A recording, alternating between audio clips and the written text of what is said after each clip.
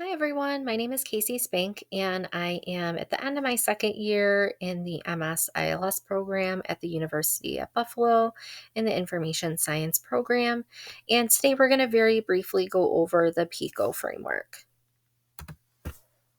So, what is PICO? PICO is a framework that can be used to build a better research question, especially those in the health sciences. Building a better research question and breaking down a research problem into simpler parts can help us more effectively search. So, PICO is basically an acronym. Each letter stands for a different part of the framework that helps us better build that research question and helps us to better search for articles or answers to a problem. So, the P stands for patient or problem, the I stands for intervention, the C stands for comparison or control, and O stands for outcome. And I think the easiest way to demonstrate how, you would do this using Pico is to go through a couple example problems. So for our first example problem, a 30-year-old female has been using topical steroids for her moderate eczema, which has been somewhat working, but she is still experiencing flares when she discontinues use after the standard 14-day treatment length. She is considering trying an injectable medication called Dupixent, also known as dupilumab. Does this medication have greater efficacy in long-term treatment than topical steroids?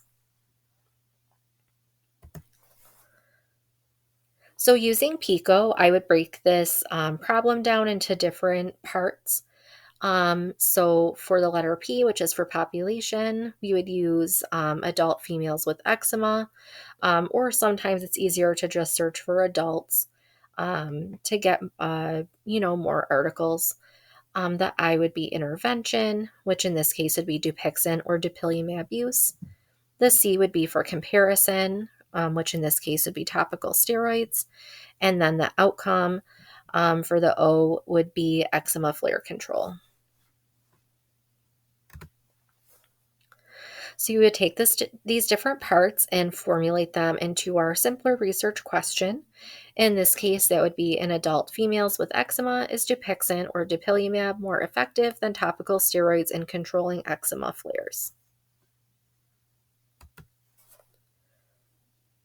So the search terms that I would use in this case would be adult with eczema, dupilumab, and topical steroids.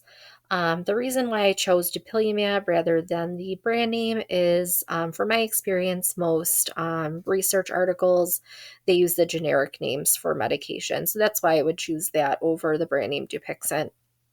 So using these search terms in PubMed, I was able to find these two articles that looked like they would be helpful, and there were a couple others in there as well. And just for a second example problem, a 3-year-old child has been experiencing eczema on various parts of the body that has been causing skin infections. The child's dermatologist recommended bleach baths as a treatment, but the parents have reservations about the thought of adding bleach to their child's bath and want to know if there is research showing they are actually beneficial. So again, using PICO for this problem, the population would be children with eczema.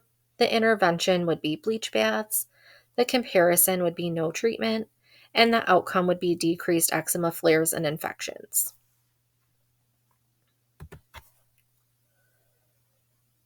So in this case, for the research question, I would formulate that to be in children with eczema, are bleach baths effective in preventing skin infections?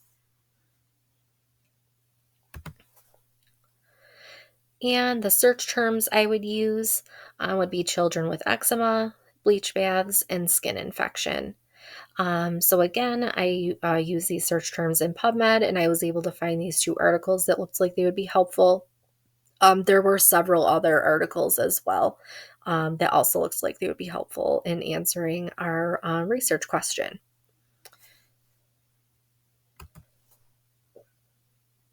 And that is all for this presentation.